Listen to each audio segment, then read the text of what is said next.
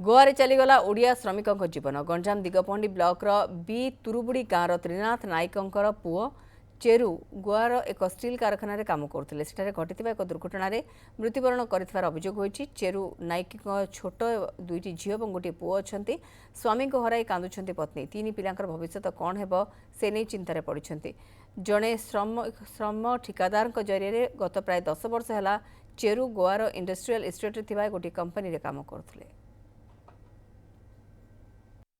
जुड़े झील गोटे पुओ छोट छोट होती आ घर पर किसी ना एता ना परिवार चलिया ना जड़े अर्जिले आम खाऊर पिला खाऊर आउ से तो पड़ेला काम खसला 10 वर्ष है साथी